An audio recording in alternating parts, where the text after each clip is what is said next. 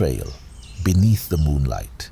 In the heart of the Ashanti kingdom, where the dense forests hum with ancient secrets, there lies a village that time forgot.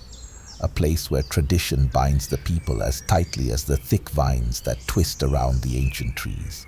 This village, nestled deep within the verdant embrace of nature, holds a terrifying tale. A tale whispered only in hushed tones for fear of awakening the spirits that roam its dark corners. This is the story of Betrayal Beneath the Moonlight. The village of Boadua was like many others in the Ashanti kingdom, with its thatched roof huts and red earth pathways.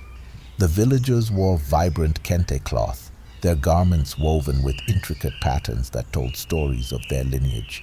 The men worked the fields, their hands rough from years of toiling the land, while the women, dressed in flowing adinkra cloth, adorned themselves with beads and gold that glittered in the sunlight. But beneath the surface of this seemingly peaceful village, a dark undercurrent flowed. The villagers were bound by an ancient tradition, a tradition that demanded complete obedience to the gods of the forest. No one dared defy the gods, for the punishment was swift and unforgiving. In this village lived a young woman named Afi. She was known for her beauty, with skin as smooth as the polished gold that the Ashanti revered, and eyes that sparkled like the stars. Afi was betrothed to Kofi, the son of the village chief, a man of great power and influence. But Afi's heart belonged to another, a humble hunter named Kwame. Kwame was an outsider, a man with no lineage, no claim to the riches of the land.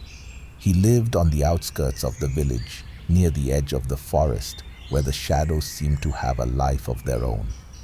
He was tall and strong, his muscles honed by years of hunting in the dense jungle. His clothes were simple, made of rough fabric, unlike the elaborate garments of the villagers. Afi and Kwame's love was forbidden, a secret they guarded with their lives. They would meet under the cover of darkness, beneath the great baobab tree that stood at the edge of the village. It was there, beneath the silver light of the moon, that they whispered promises of eternal love, unaware of the sinister forces that watched them from the shadows. One night, as the full moon bathed the village in its eerie glow, Afi and Kwame met for what they thought would be just another night together. But this night was different. As they embraced beneath the baobab tree, they heard the rustling of leaves, the crackling of branches. Suddenly, they were surrounded by the village elders, their faces hidden behind wooden masks carved with the faces of the forest gods. Kofi, Afi's betrothed, had discovered their secret. His heart, once filled with love for Afi, now burned with a hatred as fierce as the midday sun. He had betrayed them to the elders, who were now ready to deliver the gods' punishment. The elders bound Kwame with ropes made from the strongest vines, their knots tight and unforgiving. They dragged him to the center of the village, where a great fire had been lit. The villagers, dressed in their finest kente cloth, gathered around, their faces illuminated by the flickering flames. The drumming began, a rhythmic pounding that echoed through the night, sending shivers down Afi's spine. Kofi stepped forward, his face twisted in a cruel smile. "The gods demand justice," he declared, his voice cold and merciless. "Kwame has defied the will of the gods by stealing what does not belong to him. He must pay with his life." Afi screamed, her voice piercing the night air. She begged for mercy, but the elders' faces remained stone-like, unmoved by her pleas. The drumming grew louder, faster, as the villagers began to chant, their voices rising in a chilling crescendo. In a flash, Kofi drew a knife, its blade gleaming in the firelight. He plunged it into Kwame's heart, and the hunter's body crumpled to the ground. The fire roared, the flames licking the sky as if the gods themselves were consuming his soul. As Kwame's blood soaked into the earth, the ground began to tremble.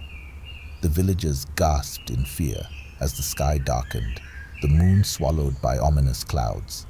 The air grew thick with the stench of death, and the once vibrant village of Boadua was plunged into darkness.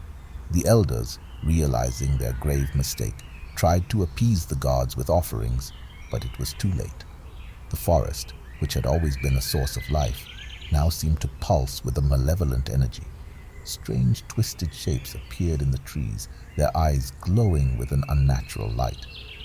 The spirits of the forest, angered by the bloodshed, had awakened.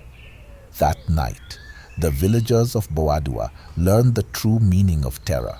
One by one, they were taken by the spirits, their screams echoing through the village. Those who survived were driven mad, their minds shattered by the horrors they had witnessed. Afi, consumed by grief and guilt, wandered the village like a ghost, her once beautiful face now twisted in sorrow. She could still hear Kwame's voice in the wind, calling to her from beyond the grave. But she knew she could never answer. The gods had cursed her, and there was no escape. Years passed, and the village of Badua became a place of legend, a name spoken only in fearful whispers. The forest grew thicker, the trees taller, until the village was swallowed by the jungle, lost to time. But one night, many years later, a stranger arrived in the Ashanti kingdom. He was a young man, dressed in simple clothes, his face obscured by a hood. He claimed to be a healer, a man who could commune with the spirits.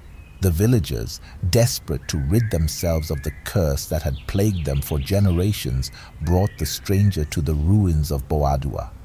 There, beneath the same baobab tree where Afi and Kwame had once met, the stranger began his ritual. He chanted in a language long forgotten, his voice carrying through the trees. The ground trembled, just as it had on that fateful night. But this time, the spirits did not rise in anger. Instead, a gentle light filled the clearing, and the figures of Afi and Kwame appeared, their faces serene. The stranger removed his hood, revealing himself to be the descendant of Kwame, a man born of the hunter's bloodline. He had come to fulfill his ancestors' wish, to free Afi from the curse that bound her to the village. As the spirits embraced, the curse was lifted, and the village of Boadua was finally at peace. The trees, once twisted and dark, blossomed with new life, and the villagers, who had been haunted by their ancestors' sins, found redemption. The tale of Betrayal Beneath the Moonlight serves as a reminder of the power of love, the consequences of betrayal, and the eternal struggle between tradition and the human heart. It is a story that will be passed down through the generations, a warning to those who dare to defy the will of the gods. And though the village of Boadua is gone, its story will never be forgotten, etched into the very soul of the Ashanti people.